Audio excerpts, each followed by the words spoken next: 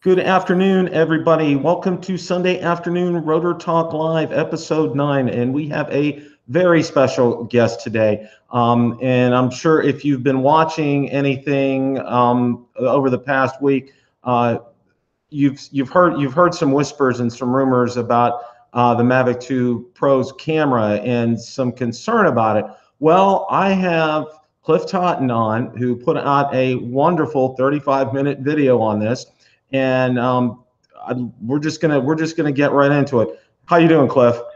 I'm doing pretty good, Bill. How you doing? I'm doing good. Why don't you go ahead and give us a little bit about your background?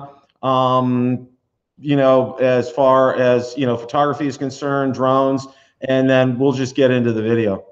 Well, sure. I've actually been flying drones for about 5 years now or so, but I've been in the camera industry for about 20 years. I have a company that does a lot of event videography. That I have a side company, but the company I work for a global media company for 22 years. I'm not allowed to say the name of the company because of our social policy, social media policy. But it's the company that has Shark Week. I'll just tell you that. And so if you know what Shark Week is, and if you watch Sharks, and that's a company that I've been working for 22 years. So. Gotcha. Yeah, I am a huge camera geek. I'm a huge camera nerd. I'm very, very interested in image sensors. I read a lot about image sensors. Wouldn't call myself an image sensor expert. I know a few people who really are, but I have a really strong knowledge of the fundamentals of how image sensors work. So, but that's all I am. Nothing special. So I do know you do have several DJI products. What do you have? So currently, I have an Air. I have a Pro or Mavic 2 Zoom and the Pro, as well as a Phantom 4 version 2. So I've also owned the Spark in the past, and I've also owned the original Mavic Pro, and also the Phantom 3 from back in those days. Wow. So I've owned a lot of DJI products. In fact, DJI is the only company I've ever purchased drones from. So. Wow, you've run the gamut as far as the DJI products are concerned. So I got to see, I know you had sent out an email earlier this week, and I also know my good friend Original Dobo Ken Dono put out a video about this. So let's, and I know one of the things you did really well with the video, Cliff, was you put out, I'll call it a disclaimer for lack of a better term. And you also started off by using one word, resolution. So, let's just go ahead and get to it here about your video. Sure, definitely. As far as your video is concerned, we saw, your results. Now, if you watch Cliff's video, he put out, he put out two of them. He put out, I'll call it a heavy version at 35 minutes. And I think the other one was like 22 minutes. And I actually told Cliff, I shared with him, we chatted for a few minutes before the show got going. And I told him, I said, I had to watch the 35-minute one twice. Cause I'm a geek. I'm a tech nerd. And it still took me twice to watch that. So Cliff, you did some unbelievable testing with this. Why don't you go ahead and explain what you did to everybody? Well, so my goal was when I first got the Mavic 2 Pro, I took a look at it, and when I was thinking 1-inch sensor, actually it's called the 1-inch type sensor. Believe it or not, the sensor is not 1 inch. It's actually called a 1-inch type sensor because it literally is not really 1 inch. That's why it has the word type in there instead of actually 1 inch. Anyway, it's a little aside there. But so when I started looking at it, I was immediately thinking that it was going to look like the Phantom 4 Pro. And that's kind of what I was expecting. And my very first few flights, I took it back to my editor and went, wait a minute, this does not look like the Phantom 4 Pro. So I started to dig in to find out why, and immediately I thought, okay, we have a softer image in FOV that tells me probably line skipping or pixel binning. That's when I broke out the charts. That's when I started to actually set the scene up and start putting these things up and testing them out one at a time and do a comparison. And that's when I found that it definitely is doing some form of subsampling. Either it's line skipping or it's pixel binning in some form. And so I thought, okay, show it to a friend of mine. And a friend of mine was like, you know what, you really got to post this. I had no intention of showing this to anybody. So a friend of mine said, you really got to show this. So before I did that, I actually sent it to DJI. I put the whole thing together rather quickly. It's a little, my cuts and my audio wasn't all that great, but I just put it together. I did send it off to DJI and gave them a whole week to review it and let me know what they thought. And it was totally private, and I got 70 hits from DJI employees watching it, and nobody replied back to me. It was pretty silent. And I sent them several emails saying, hey, guys, I'm going to put this public. Do you want me to say anything about this? Do you want me to, what do you think about it? And I'll put anything that you guys have to say in the video. Nothing. And the hits just kept going higher and higher and higher. And then I thought, okay, well, it's been a week. Let me go ahead and post it for the whole world to see. And then it just kind of took off from there. So. And that's one thing here too. And I think, as we talk a little bit more about this, I've seen a lot of comments, and I've seen people, getting ready to jump off the DJI Mavic 2 bridge. And, and I think we had discussed a little bit of this earlier, and that's one of the things, this is still, and I think, coming from you, I think this will really help. This is still a fantastic machine. It's still a great aircraft from DJI. Absolutely. It is definitely, okay, does it have everything that we wanted? And the answer is no, it doesn't have everything, but it sure has a hell of a lot. And if you look at it in terms of where it's coming from with the original Mavic Pro, this is a giant upgrade in just about every way you could possibly, think about it. It is a fantastic upgrade. I own it. I'm keeping it. I also own the Zoom too, and I'm not letting that thing go. It's a great aircraft. Photography is fantastic. It totally smokes the original, Mavic. In HQ mode, it's got great signal and noise ratio. It has great dynamic range. Even in FOV mode, signal and noise ratio is clean. Okay, and the dynamic range is very, very good. And even in FOV mode, it just doesn't have the pixel count in FOV mode, and technically in HQ mode either. But you get dynamic range, you get good clean, a clean image, and it just doesn't have quite the resolution that we were expecting, because we were expecting a Phantom 4. That was what everybody, we wanted the Mavic 2 to destroy the Phantom 4 product line. We thought, okay, cannibalize that thing, give us everything, and we got it in a Mavic. Well, DJI didn't want to do that. So they need to have some dividers there between the two, and also this is not about just the Phantom 4 Pro, it's about the Phantom 5 that they're working on right now. So they're protecting that as well. If they give you full pixel readout in a Mavic, Mavic 2 Pro, then why buy a Phantom 5? So there's a little bit of that going on. But back to what you were saying, it is a great drone. Buy it. Don't get rid of it. Don't jump off the bridge like you're saying.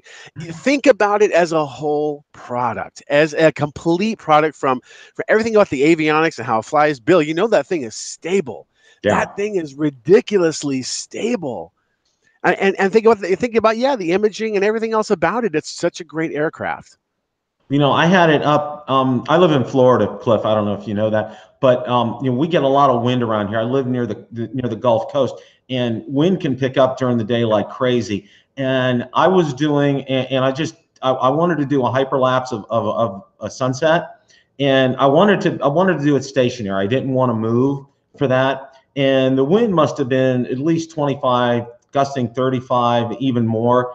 And it just impressed the daylights out of me, the position that it held, and then watching the camera make the movements to adjust with the aircraft. It just blew me away.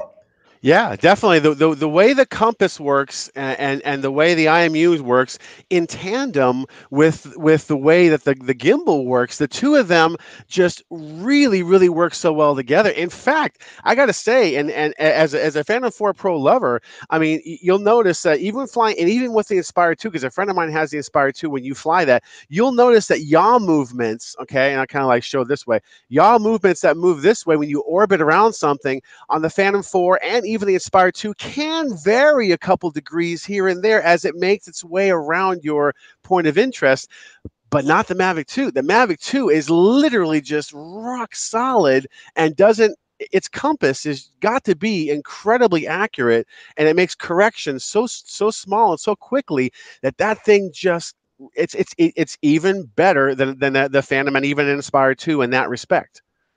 Absolutely. And, one of the things, in watching your videos, and I recommend people to watch your videos and to watch them through a couple of times because, it does take that for, I'm a tech nerd and it still took me a couple of times to do that. But one of the things that really kind of stood out to me, and Cliff and I talked about this, was when he had the three images and he compared the three images, and you can see exactly what Cliff was referring to when he had images from the three aircraft posted up there. And to me, that test, it just jumped out at me right then, and I said, you know what, this is something. This is something that it's noteworthy. It's something that I won't call it significant, but I'll call it noteworthy, and something like Cliff has said.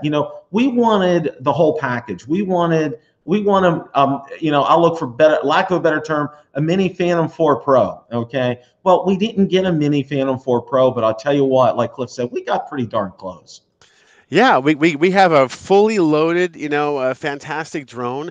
Now you got to understand something too, guys. I mean, the Phantom 4 camera is much larger, it has a bigger back, it has more surface area, and the fact that DJI was able to pack a 1-inch sensor into a tiny cube, a tiny little cube that small, and get it to run without overheating is pretty damn amazing when you really, really think about it. So that is, I would call it a technological marvel, really. I mean, I can't say this for sure, but I believe that that is the smallest 1-inch camera in the world. Okay, 1-inch type sensor camera in the world. I don't think Sony doesn't make any cameras that small. They have something called an RX0, which is much larger than that, and it's not 4K. I can't think of any other camera on planet Earth that is that tiny, and they have to do things to keep that chip cool, because you can't have that thing overheat while it's in the air and it can't shut off on you. So they have to do tricks and techniques to keep it cool, because it is such a tiny little camera to get it to fit on that drone. You can't get a Mavic, a Phantom 4 Pro camera that large to hang off of a Mavic. It's just too big to hang off that thing. So they had to really condense it, and that does. There's a little bit of give and take with that. So you have to, let's be happy that we got a 1-inch sensor in such a tiny, tiny, tiny package like that. Absolutely. And one of the things, Cliff, and you just brought it up, and one of the things that I wanted to ask you, and I know I've had some people ask me, as far as cooling down, what does the aircraft do, or what happens inside the camera itself to cool that sensor down? Because overheat, heating is just bad technology wise. We know that with our PCs. We know that with just about anything technology based. So what exactly happens, and could you describe and tell us how that does cool down? Okay, so if you guys are familiar with the DSLR camera world, or if you've ever, probably a lot of people who own Sony cameras in your audience, you'll know that Sony fights heat in their cameras quite a bit. And some of their cameras will shut down after 5 minutes because they get hot.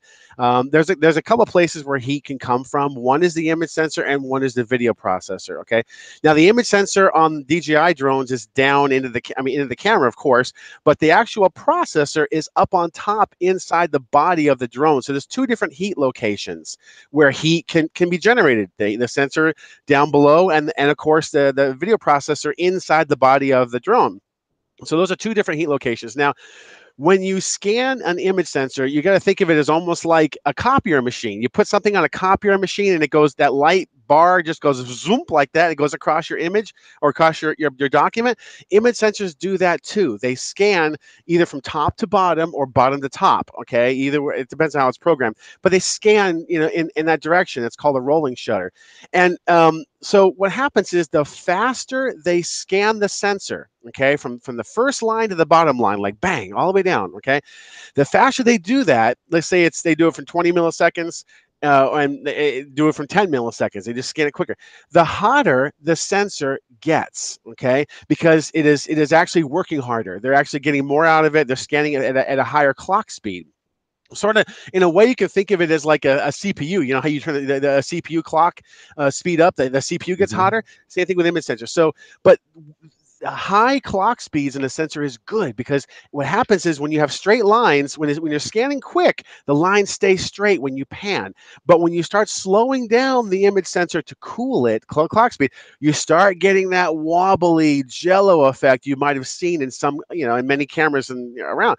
So they could not really slow the clock speed down, because we got to have straight lines. We have to, be able to pan left and right without getting that jello effect. So they couldn't do that. They had to keep the clock speed fast. That makes it hotter. So what's the other way to do it? You can line skip, okay? Using just scan line 1, you skip, you go to line 3, you skip, you go to line 5, and you actually build your image from those lines you got, leaving the gaps in the trash can. And that will also cool your sensor. But imagine taking a jigsaw puzzle, right, with a million pieces on it, and if you took out every other piece of the jigsaw puzzle, it already had, the image is already on it. You take out every other piece and throw in the trash can, and you combine and mash the existing pieces back together again. What does your image look like? Now you have these gaps, where things don't quite line up and that kind of thing. So that's the effect of line skipping. And a lot of cameras do it, especially a lot of cameras, DSLR cameras, like Canon cameras, Sony cameras from years past have done lots of line skipping. It is a way to take a high megapixel count and reduce it in a crude way down to a low megapixel count, like 8.3 for 4K. That's one way to do it. You can cool your sensor off that way. Pixel binning is a little different. Pixel binning doesn't exactly cool your sensor, but what it does is it's another crude way of image scaling, where you take clusters of pixels, like a cluster of 8 or a cluster of something else, 12 or something like that, and you averaged all those values into one single value for each block. And what that does is soften your image. So they're doing one or the other. We can't tell which one it is for sure, but they're definitely doing one or the other. And DJI Engineering did send out an email to one of the people who was on watching my video, saying that they admit that they are subsampling. They won't say exactly how they're doing it, and they do admit that it does affect the image quality in FOV. So it does soften the image. It's not something that DJI is saying doesn't happen. What we're seeing is real. What we're seeing is, what DJI is saying is true. But they're saying they had to do it. It was a requirement. They didn't say why. They're just saying it was a requirement on their part. So that's all a mystery right now. Why they're doing it, we don't know. And that kind of, what's real interesting is, and I know you had mentioned, you have a Phantom 4 Pro V 2.0, and I had talked a lot about that and about that coming out. Now, it was a soft release. DJI didn't make a lot of fanfare about it. It hit the FCC ID database, and, people were like, oh, okay. But the big thing with that was the OcuSync, and it was the new OcuSync 2.0, the transmission system. And that's one of the things, and that's what I told people. One of the things that I really preach on my channel, Cliff, is that DJI does not waste technology at all. Yeah. And they, I said, you're going to see this in the new Mavic. I said, you can just about guarantee. And sure enough, it was there. I know you absolutely, I know I just guessed, I've seen some more activity by people. Phantom 4 Pro V 2.0, you may have sparked some more sales with that for DJI. I don't know. But, one of the things that I kind of wanted to gear you and ask you about, was the Phantom 5s coming up. And, there were a lot of things going on about our buddy Osita. He had the pictures with the detachable lens system and all that out there. So if you were to kind of, just off the top of your head speculate, what do you think is going to be, as far as a camera is concerned, for a Phantom 5? Ooh, the sky's the limit. I mean, the thing that you got to look at first is the image processor, and what image processors are out there and what specs they have. The current Phantom 4 Pro uses the Ambarella H1. I know you guys are familiar with image processors, but Ambarella is a really big well, not big, but they're a common manufacturer. They used to work a lot with GoPro, security cameras, hike vision, and a lot with DJI. So they're the people who actually make the image processors that read the image sensors and turn that into video. So we're using the H1 in the Phantom 4. The original Mavic Pro used a horrible Ambarella H9, not H9, A9 processor, and that was used originally in the GoPro Hero 3. So that's a really old, and to be totally honest with you, that's a piece of junk processor in my opinion. But DJI has moved away from that. So in the Air, they're using the H1, and the Phantom 4, they're using the H1. On this one, we don't know exactly for sure, but we think it's the H3 processor. And if you look at what the H3 processor can do on Ambarella's website, you'll see that it can do 8K. It can encode 8K, and it does it in 10-bit. I mean, it can do 120 frames a second in 4K, in 120 in 4K. So you start looking at, because they publish what the specs are of the H3, and then you start going, okay, wow. Now to coincide with what you're saying, Bill, that they don't waste technology, it is very possible that the R&D that went into the Mavic 2 could be literally the same motherboard that would go into the Phantom 5. It has an H3 processor, which is a very powerful processor, and all the software programming can be ported over. It just makes it, you don't have to redo the work. You just move the motherboard over, change the software, and bang, now you have a Phantom 5. So we could do it. They could do a lot of things. 10 bits coming on the Phantom 5. That's coming. You could definitely see higher bit rates. You can see, higher than 100 megabits, which I think is very, very important for 10-bit, to go at least to 150 like Panasonic does. So you'll see that. And get this, if DJI wanted to do what's called an open gate sensor readout, which is the 1-inch sensor is a 4:3, and we watch it in a 16:9 crop for 4K. But watch, what if they were to scan the entire 20 megapixels, which is still less than an 8K, okay, and literally give us a video file that has that full image sensor 4:3 aspect ratio, or 3:2, or 3:2 or 4:3, I can't remember, it's 3:2 or 4:3, but anyway, use the entire 20 megapixels in video form. You'd have a 20 megapixel video, okay? That totally is, much higher than 4K. It just won't be in a 16:9. So there's all kinds of ways that they could improve and add a lot more to the Phantom 5. Bit rate 10-bit for sure, and maybe even a possible 6K sensor readout. Those are all, and we know it has removable lenses. They currently say DJI on them right now in the photographs, but they're going to change that to Hasselblad. They're going to put a whole different logo on it, even though it's been DJI throughout the whole, And to be totally honest with you, I think that they are working with Sony to develop this. I don't think that they have. I don't know this. I'm just guessing. I don't think they have the in-house knowledge to develop an entire removable lens system with the pinouts, the protocol, the focusing protocol, everything that's involved with the communication with that and the image processor. I would have to believe they're going with Sony to help them do that. And then if they do that, maybe Sony would also be a co-owner of that new lens mount, and they would be able to use action cameras and things on their products that use that exact same mount.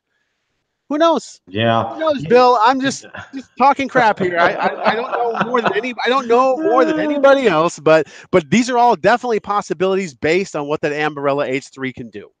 Well, and it's one of the things to me, Cliff, and I think you could probably bear with this here. I won't say 3/4, but I'll say a lot of Mavic Pro users, Mavic 2 Pro users, and just DJI enthusiasts in general are not really the true professionals.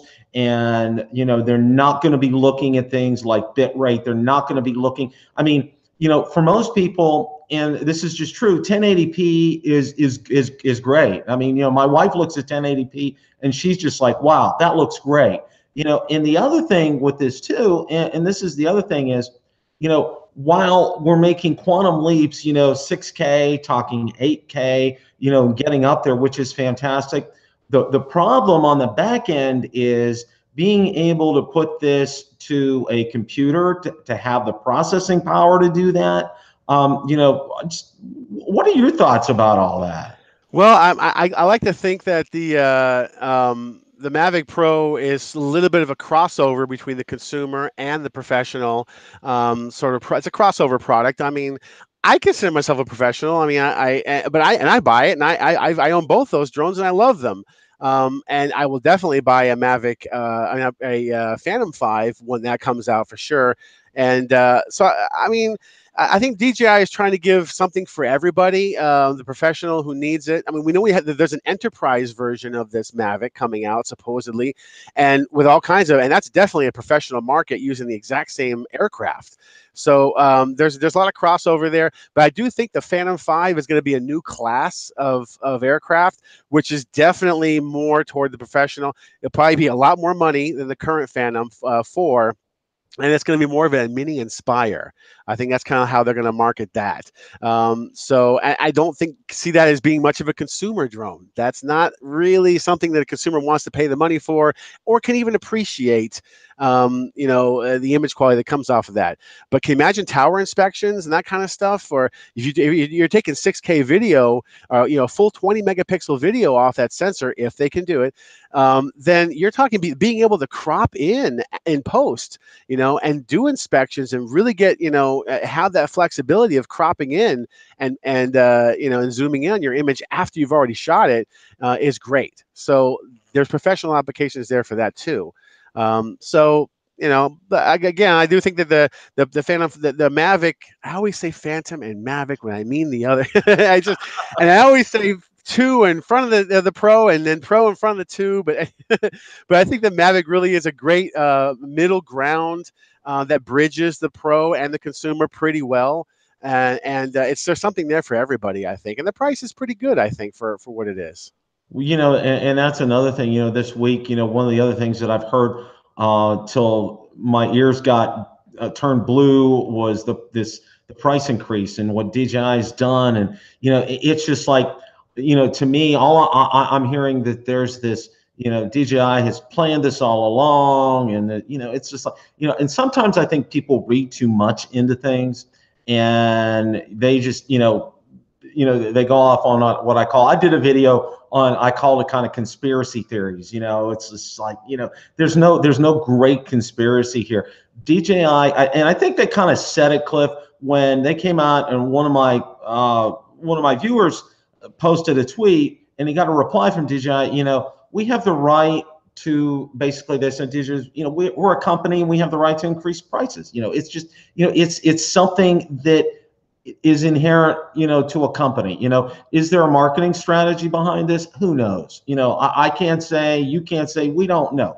But you know what? They're generating interest, and they're generating interest in the product. And and getting back to the whole Mavic 2 Pro issue, if you will, it's gaining more traction for them. It's getting some interest for them, and it can't hurt. It won't hurt sales, and especially, when they watch a video like ours, like this today, and say, don't jump off the bridge, people. It's an incredible aircraft. It takes incredible video. It does things that you can only think of a year ago, and it does it even better than some of the more expensive aircraft.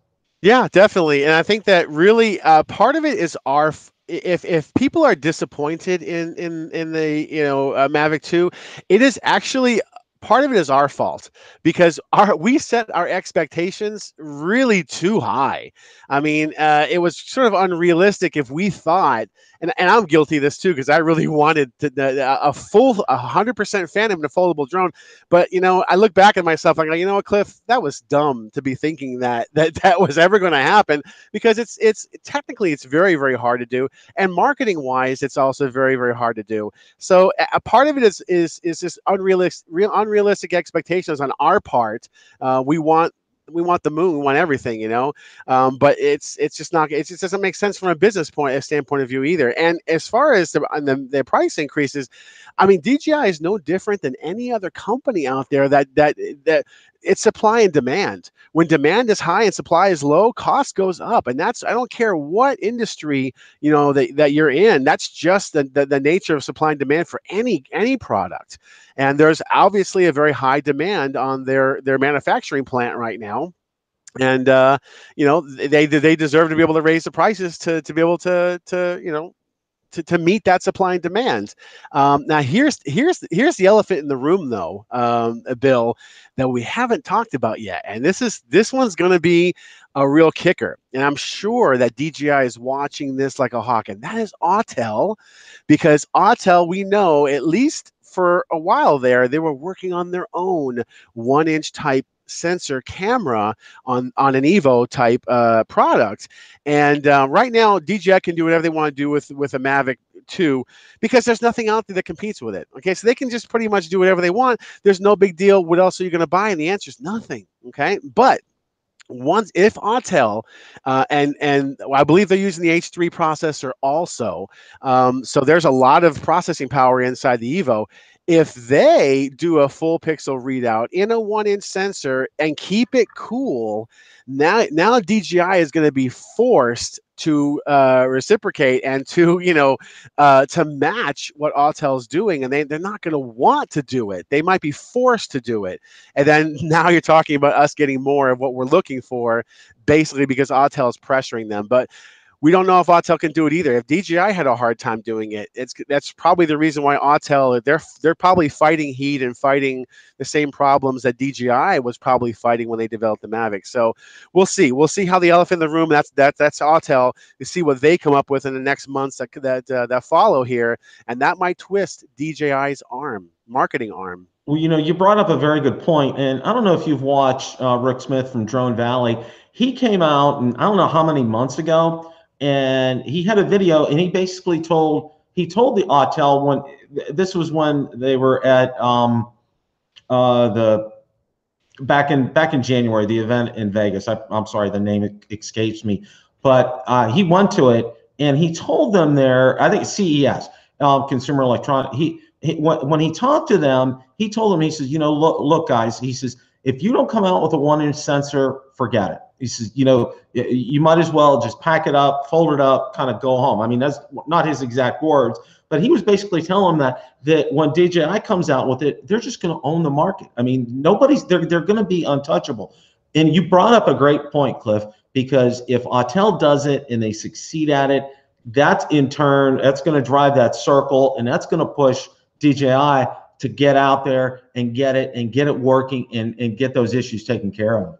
Exactly. And then the other thing too is that Autel now, because now that that Mavic has done, or DJI has done what they've done, they're now giving Autel, you know, because Autel bought those drones and those DJI drones, and they're taking them apart in the Autel factories right now, and they're reverse engineering all of this. So they're definitely, I guarantee they probably have 10 or 20 of those things in there, and they're taking them all apart to see how DJI did it. And if they can do it better, then, you know, DJI will have to make changes to compensate for that. So we'll see. And something else too, if I was Autel, I'd go to Sony. Remember, Sony is making all these sensors, and all they care about is selling sensors. I would go to Autel and say, go to Sony and say, hey, look, if you help us develop this, we'll be able to buy more sensors from you. Okay, we'll be able to buy more sensors, and you'll get more sensors sold in the end if you could just help us out. So, and that would also pressure DJI to buy more sensors and to work more with Sony. So Sony's kind of the guy who's like, yeah, I'll take everybody's money, definitely, and I'll help you out too. And they like the war. Sony loves the war because they benefit from the war. So I wouldn't be surprised if Sony could actually help them out in issues of heat and stuff like that. To sell more sensors. So, you know, we'll see. But Autel is definitely going to be a big player in how DJI moves forward with this. You know, it's gonna be interesting the next several months here. You know, obviously, you know, and I like your thought process. You know, about the Phantom 5 and about being more a, you know, getting away from a prosumer drone to a professional type of drone, which I think is going to happen. And, you know, and then everybody says, oh, well, what's that going to do the Inspire line? And I'm just like, the Inspire line is by itself, people. You know, the cameras that you can get on the Inspires are just, I mean, they're crazy. All right. And don't even think that that's going to happen on a Phantom 5 soon. Okay. You know, physically, you know, with the way the cameras are on there and everything. But, you know, the bottom line right now for this is, the new Mavic is fantastic. It's a great aircraft. It takes great pictures. It takes great videos. And one of my best judges, Cliff, is my wife, and I like to let her just, and what I do is before I go out and I put a video out there of a flight sequence, I just have her look at it as is, off the SD card. I don't do any post. I don't color grade it. No brightness, nothing. I let her look at it, and she is just like, wow. I mean, just as it comes off the SD card. And I think that's what a lot of people need to appreciate is, before you even do this processing, look at these videos, look at these pictures that come off your new Mavics right now. They're insanely incredible. It's true. Yeah, definitely. I mean, D-Log is out there for people who want to do color grading, and I've worked a lot with Sony's S-Log 2, S-Log 3, and Panasonic's V-Log, so I'm very comfortable in grading log. But yeah, I mean, even just the normal profiles look really, really good. I do wish that, and I don't know why they did this, that they removed D-Cine, their Cine profile from the Pro when it exists on the Zoom, and it exists on the Air, and it exists on all their products. But for some darn reason, they took it off the Pro. I don't know why, because and I think what they're trying to say is, well, we want you to use D-Log. Okay, well, that's great, but for me to use D-Log, I have to move over. I have to leave H.264. Go into H.265 10-bit in order to get that. When honestly, D-Cine in 8-bit to H.264 is easy to color grade, very easy to color grade, and it's a codec that's not super calculation heavy. And any video editor, even an older computer can edit that, very, very well, and you get a nice flat profile. I don't want to go to H.265 10-bit. Or D-Log just to be able to have a flat profile. So DJI, if you are watching, please do what you've done with all the other drones. Put D-Cine, put it back on the Pro in 8-bit and H.264 codec, and we'll all be fine. We can, I just don't know why they took it off. It doesn't make any sense to me. I can't even begin to think about going to 265. I mean, I know, it's just, it's beyond, I mean, for, someone whose time, all our time is valuable, but to start to go there with 265, it's just like, don't even go there with me, kind of a thing, Yeah. I don't want the hassle. I don't want to do that. The other thing too is that you're stuck now with 10-bit, which is 40 times the color space of 8-bit. Okay, 40. It's an additional overhead on the color bit depth. Most of the time, it's not even necessary. You don't even need it. So anyway, that's got to happen. They have to get D-Cine back on there. So, but anyway. Well, one of the things, for me in watching your video, and I did watch both of them too, by the way. Yeah, and like I said, I watched your first one twice, and I'm like that. So you got some more views on them. But I think for me is, and I think, and I strongly recommend everybody to watch them, and to take it in and to understand exactly what's going on. And if you need some referral, when my live stream posts, come back and watch and listen to what Cliff says, because he's telling you like it is. Okay, the bottom line is this: don't jump off the DJI Mavic 2 bridge. You have a quality platform, shoots incredible video, incredible stills. You're getting some incredible technology with this.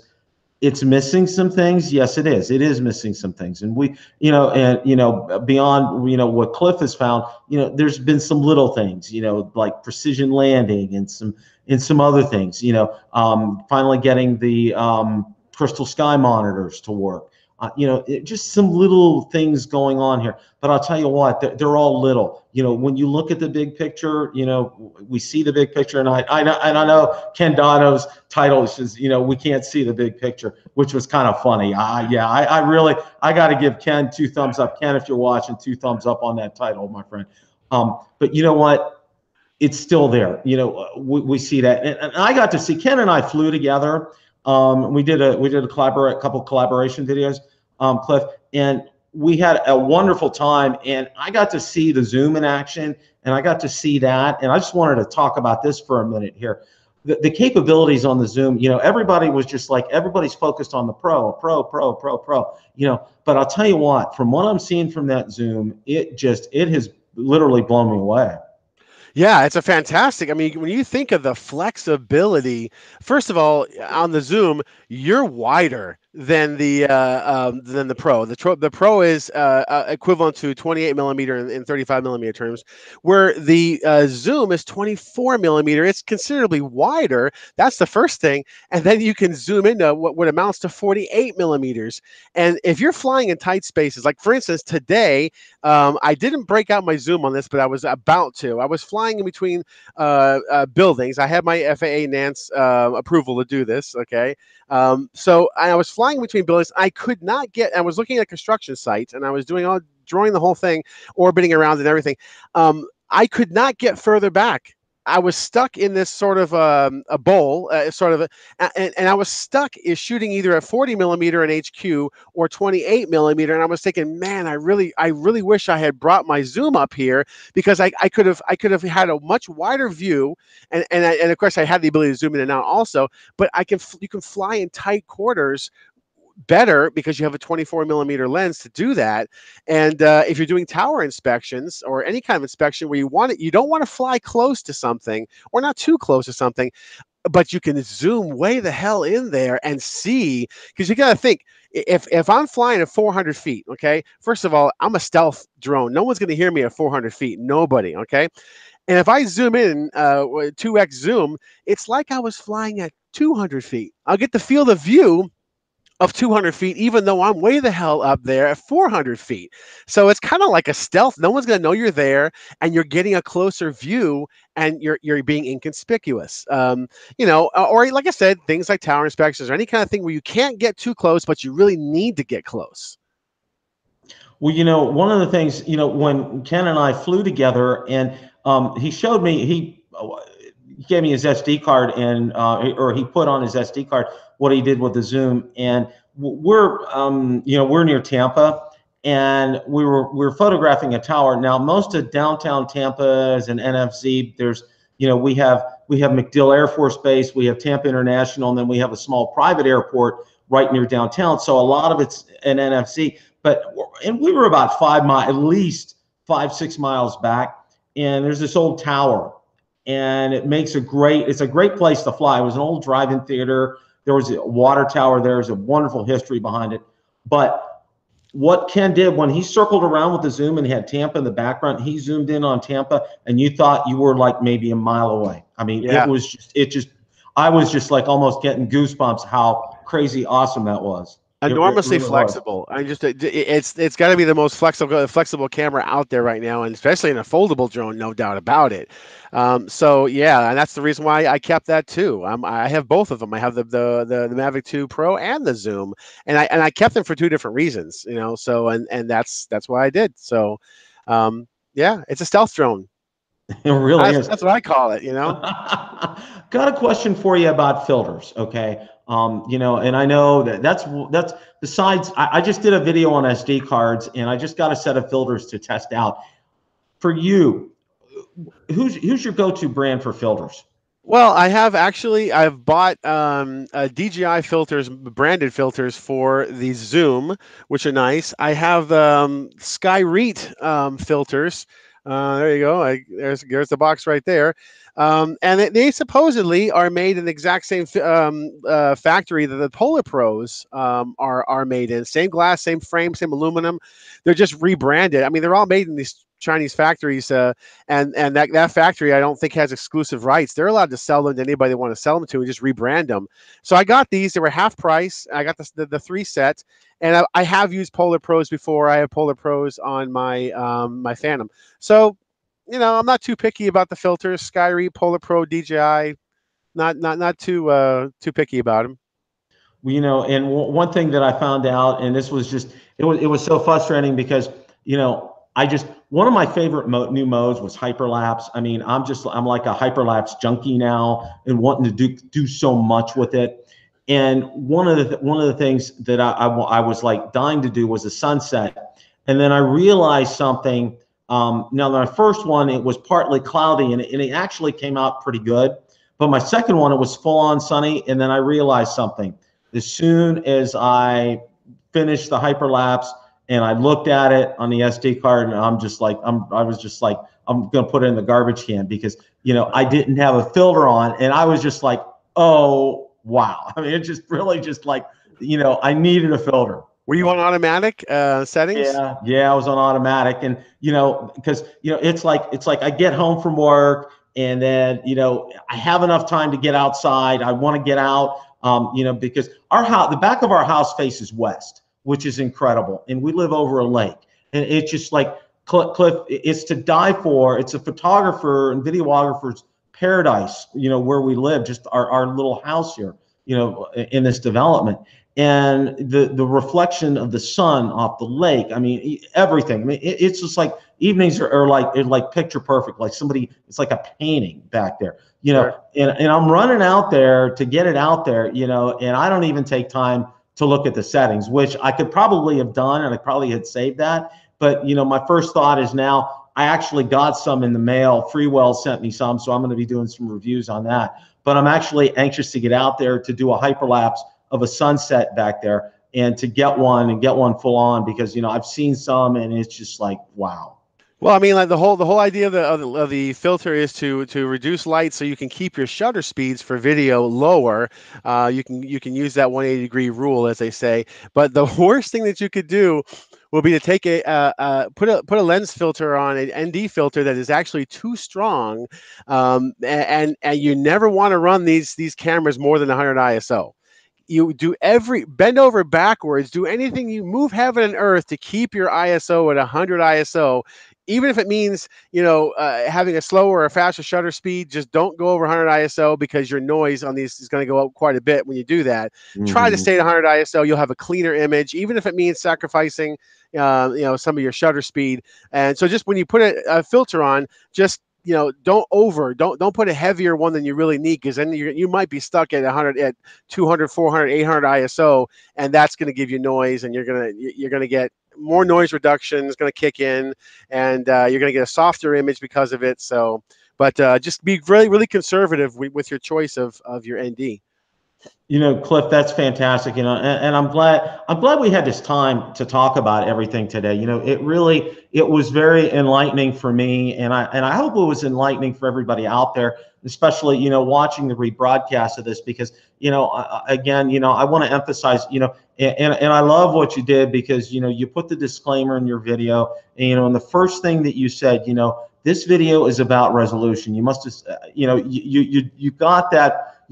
For me, that's important, and that's one of the things that I try to do, is I put disclaimers up front. It's like, I follow FAA regulations, didn't do this, didn't do that, kind of a thing. And you kind of did the same thing here. You put out a disclaimer about this. You said, this is about resolution, okay? We're not talking about, a fail of the aircraft or sensors or, the other things. This is resolution. And you did so well today in explaining it, and I want to thank you for taking the time out of your Sunday afternoon to explain this to everybody, because I think it's just so important. Original Adobo was on, and he just contributed to the super chat. Thank you, Ken. I appreciate that. It's so good to have you on, Cliff, and I'd like to have you on again in the future, because I'll tell you what, it was very enlightening for me, myself, and for others too, because while we know a lot about this, you are, I'll call you a go-to camera expert, and that's something that I think is sorely needed and sorely lacking, as far as, drones are concerned, is having somebody like you that, knows it from both ends, knows it, not only as a professional videographer, photographer, but, and also in using the drones and helping us out, because it helps make us better. So, again, Cliff, I want to thank you so much, and we definitely want to have you back sometime. Anytime, you just give me a call, and I'll if I can make it, I'll make it. I'll jump right in. You know, it feels weird being on your show in this way because I'm usually on the side chat there. That's me typing stuff and whatever, saying things. And now I'm talking to you. You know, it's not. It's a whole different kind of. You know, it feels weird doing this, but I can also tell you that I am going to be working on another video. It's going to be a similar style, and it's gonna be noise. The whole thing is going to be noise, noise, noise, and noise reduction. And I'm going to be talking a lot, literally just about that one topic among all of these drones and showing test results. And there's some really interesting things in there that I've already found in doing some of the tests already for it that people are going to go like, what the hell? And there's some weird stuff going on there too. But anyway, that's coming. That's the next one, noise. So there you go. I Well, don't know how many people are interested in that, but I didn't think people were interested in resolution either. So well, so let's see how many people like noise, Well, we are Cliff, and one of the things I am going to do is make sure I'm going to drop links in the description. Also, to your channel too, and everybody out there, if you guys haven't, please do subscribe to Cliff's channel. He's a fount of unbelievable information. You guys cannot absolutely go wrong with that in either version, either in the 22-minute or the 35-minute on the resolution. No, you guys want to do Steve Carpenter. Thank you so much. But Cliff, again, thank you so much. We will look forward to having you on in the future sometime. Anytime, Bill. Anytime. You have a great audience, also, and I love chatting with you guys. Definitely. I mean, I'm part of your followers, so I'm just one guy out there like everybody else. Well, no, we appreciate you taking the time. Thanks a lot, Cliff. You got it. Have a good one. Okay. Well, unbelievable time talking with Cliff today. Want to thank Steve Carpenter and also Original Dobo for super chats here, and all you guys and moderators. Thank you for when I have guests to kind of mind the store as far as the chat is concerned. Really appreciate that.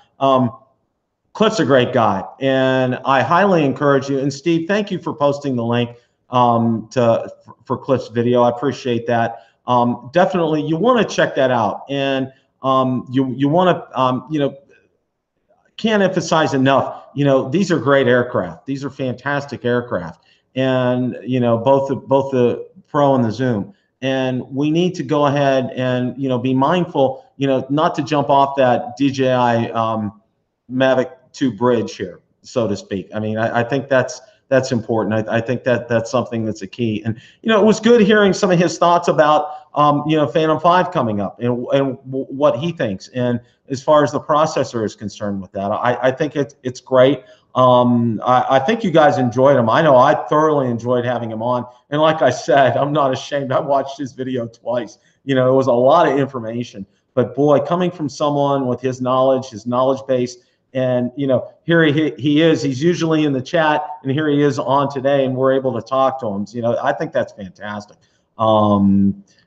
Jeremiah, don't let and thank you for being a good moderator today. Appreciate that. Steve Carpenter, as always. And everyone else who's moderates today. Thank you so much for that. I appreciate that. But again, don't let this influence your decision. I mean, the Zoom is fantastic, and I got to see Original Dobo's footage, firsthand while we were there, processing it. He brought it up on his computer, and I was just like, wow, from the Zoom and the detail. When he had the city of Tampa in the background against the tower up there was just crazy incredible. I mean, really, you can't say enough about that. I'm just absolutely positively blown away. Contest, okay, the giveaway, I wanted to make sure the giveaway ends tomorrow, and I will announce the winner on Tuesday night, so be ready. Got a lot of entries, a lot of great comments out there, so if you haven't yet get a chance to win that SD card, go ahead and do that. And I got some more contests coming up too, by the way, so got some DJI swag that I'm going to give away, so that's coming up. I'm probably going to do that in the next video or two. Got some other ones coming up too that I think you guys will enjoy here. Just really, it was great getting Cliff on. I was real pleased to have the opportunity to get him on the show this afternoon, and wanted to get that on. Yeah, Steve, I did. Cliff was available early, so we decided to get going about 15 minutes earlier than normal. I couldn't really get anything out about that, so I do apologize about that. But you know, I figured a lot of people would be able to jump on, being that being that Cliff was on and available and ready to go. So as far as that's concerned, drum roll for the yes. Thank you, Mike. I appreciate that. It was a great chat today. Like I said, I'm looking forward to having Cliff on, and it was great to hear his thoughts, regarding, and he really kind of boiled it down. And I'll kind of go over a little bit here. We were all expecting a Phantom 4 Pro V2.0 or Phantom 4 Pro camera in a Mavic 2 Pro, and it doesn't exactly, wasn't going to happen there. It wasn't going to happen like that. We wanted it, but it wasn't going to be there. And number one, the physical size, it wasn't going to be capable. But like Cliff said, what they were able to put inside that camera is just absolutely fantastic. And Jeremiah, thank you, appreciate that. Mike Brooks, thank you very much. Appreciate your being a great moderator as well. Getting this inside that compact size, when you look at how small that camera is and what it can do, it's incredible. And as Cliff said, compare this to the Mavic Pro, in its light years, especially with the processor that you went from the original Mavic Pro to the Mavic 2 Pro. It's incredible the jump that's happened with that. And, and they're having to do this, obviously, do the heat dissipation and cooling it down, and unfortunately, there has to be a byproduct of that. And byproduct of that is, Cliff's educated guess is the line skipping. And, and you can see that, and you can see that in the pictures. And, Mitch, thank you very much. I highly encourage you guys to go ahead and watch his videos. I watched the 35-minute video. I don't need my headset anymore. I watched the 35-minute video, and I had to watch it twice. And I also watched the 22-minute video as well. Either one will work. And one of the things that I like, and you guys know that I do a lot of disclaimers, and Cliff did that in his videos as well. He does a fantastic job. And we're definitely, like I said, I'm definitely going to have him on again. He really, for you camera buffs out there, and you tech nerds like myself, Cliff speaks our language. I mean, he knows exactly how this cord on this is all tangled up here. Sorry about that. I was trying to get that squared away, but he knows his stuff there. Kim Foskett, thank you for joining this afternoon. I was just I can't get over. I'm a little starstruck. It's like I was starstruck. When Ed Ricker showed up in chat last week on Tuesday night. I'm kind of starstruck with Cliff, because Cliff's really knowledgeable. He knows his information. He works for a great outlet, and he can't mention the name of it, but I think you guys could probably add one and one and come up with who he works for. And he just kind of blew me away in his video. And he's got one coming up on noise and noise reduction in your videos, and I think that'll be a good one to watch too. So be on the lookout. Definitely subscribe to his channel.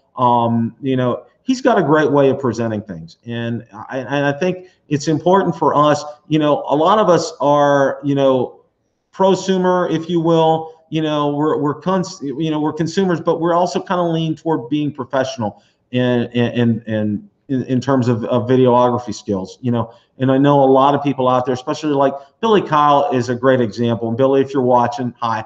But he's a great example because, this is what he's probably going to gear up and do professionally. And, this type of knowledge is important, especially for someone like him.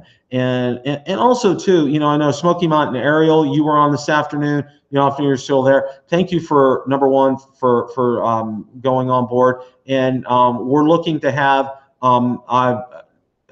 Smoky Mountain Ariel on as a guest. And I think if everything works out, we're going to have Smoky Mountain Ariel on Tuesday night, and you'll be able to find out their story. And they have fantastic story. And I'm not going to spoil it, but that's something you guys definitely want to catch. Brian is his name, and just a great story behind all of that. Just absolutely fantastic. And also too, when you're talking about in terms of, Cliff mentioned, like the Mavic 2 Enterprise, being able to use this in a business type of purpose, in a commercial purpose. We saw the two renderings, the one with the probably the light on top, the strobe light, and the other one maybe with a speaker, using these for search and rescue capabilities, for first responders, for businesses, for line inspection, thermal imaging, if there's other things that can be attached to these. It's fantastic. The possibilities are endless, and being able to get better cameras and better sensors on this, it's fantastic. And I think that's great. Cliff brought up a good thing with D-Cinelike, and I'm hopeful that that's something that DJI will correct. It's on the Zoom. Why it's not on the Pro? That's a real good question. And in 264, and for those of you guys that do some processing, and I know Ken Dono, Original Dobo, I know he talked about it in one of his videos too. 264 is great, but if you have 265 is just cumbersome. It's difficult, and you need some horsepower behind it. And a lot of PCs don't have the horsepower to handle 265, and there's a lot more to it. So yeah, just absolutely. Rod Piker, Rodney, thank you so much for showing up today. Appreciate that. Appreciate your coming on board today.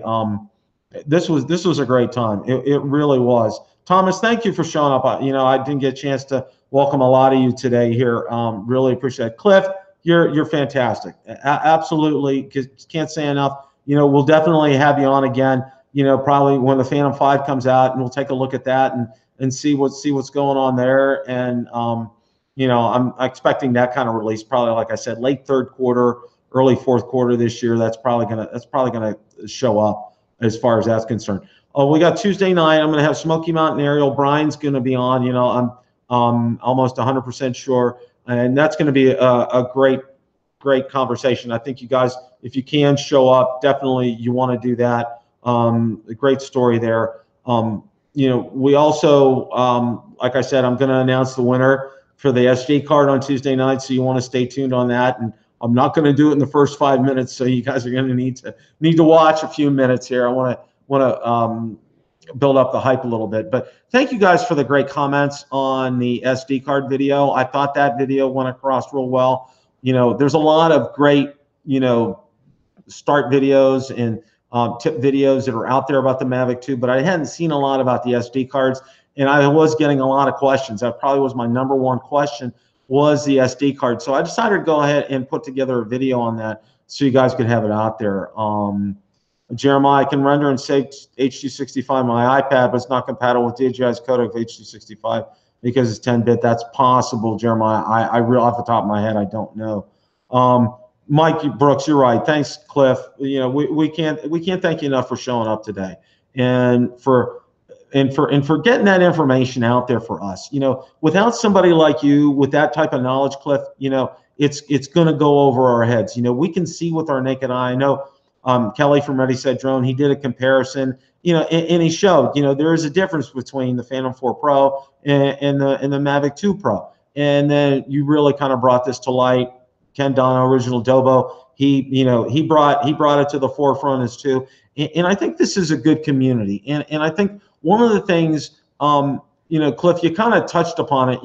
If Autel gets better, and they get a 1-inch sensor, that's going to push DJI. And I think, also in terms too, Cliff, with the drone community, and I'll call you a part of the drone community because you most certainly are, putting out a video like this can only help DJI to get better and to get us to do better, to do these things.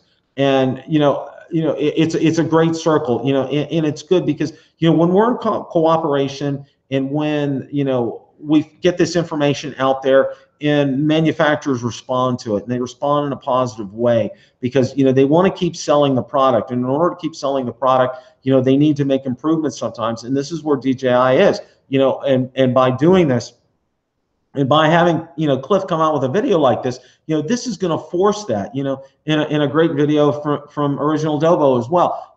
These things are going to force DJI to, say, look, it isn't everything it was. We'll do some things. We'll do some tweaking if it's possible.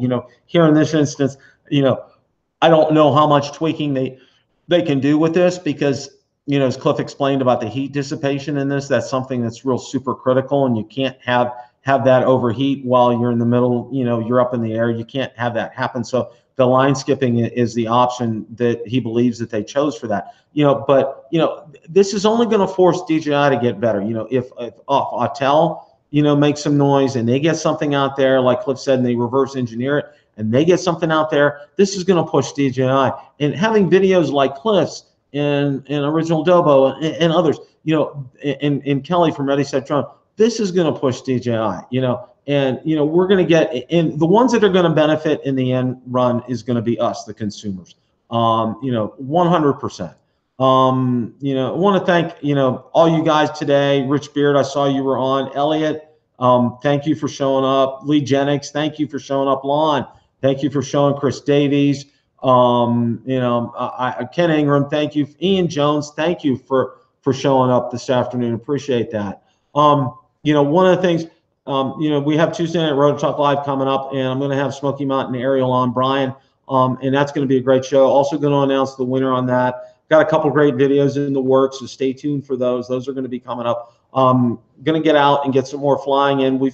I've been actually out the past few weekends scouting locations to fly here in Tampa, and I think I've nailed a couple of them down here. So looking to get some great aerials from some of these places. So, and also heard from Rick Smith today, and hopefully he's going to be heading down to Florida here soon. So hopefully, you know, we'll get a chance to hook up with him again and do some flying. You know, we barely got the chance to fly when we had our first encounter, and hopefully, Original Dobo, if you're available, you can meet up with us as well too. You know, Rick's a great guy. Absolutely love that, and saw his video on the Crystal Sky, which is good. That's a very good thing. Oh, I wanted to let you guys know, and I didn't know this. I actually tweeted DJI support.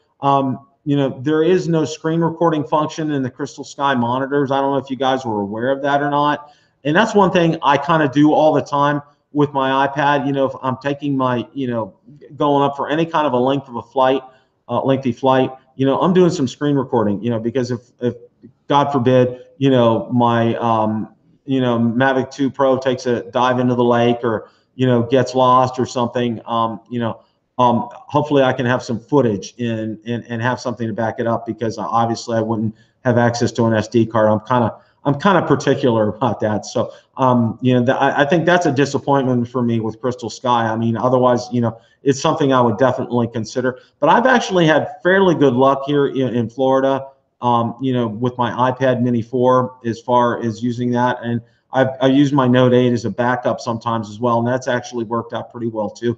And you know, the key here in Florida to flying is to get up, you know, to do, but by the crack of dawn, you know, before 10 o'clock is great, and probably like after 6 in the evening when the sun's starting to set. So, want to thank everybody again.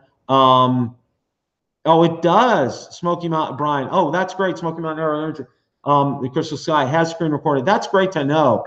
You know, on that. Thank you for letting me know that. DJI Support said it doesn't, you know, it probably doesn't work for the lower models. So maybe find out some more about that. But we'll talk about that. Brian, we're looking forward to having you on Tuesday night. Everybody, just thank you for a wonderful time this afternoon. We've been on a little over an hour. This has been a great broadcast. Again, can't thank Cliff enough for showing up. We'll definitely have him on again. Looking forward to Brian on Tuesday night from Smoky Mountain Aerial Imaging and talking to him. Got a couple great videos coming up. Everybody, enjoy the rest of your Sunday. Thank you for those of you here in the States, those of you in the UK, Australia, you know, around the globe. Thank you guys for showing up this afternoon. You guys continue to help me to drive to do great content. You know, we just eclipsed 4,000 subscribers. We're growing. I think we eclipsed 4,100. You know, we're getting there. We're getting close to 5,000, which is fantastic. You know, thank you guys so much. Enjoy the rest of your day. And as always, happy flying, guys.